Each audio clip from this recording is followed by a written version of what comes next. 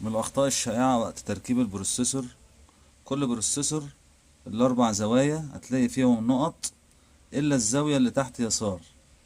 تحت شمال اهي فيها مثلث، شايف المثلث؟ طيب بص هنا برضو على السوكت، هتلاقي هنا كل المربعات ما فيهاش حاجة إلا المربع ده فيه سهم اهو. حد شايفه؟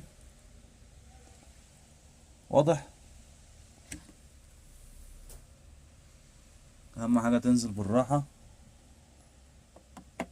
خلاص، حركه سنة كده، راكب أموره تمام.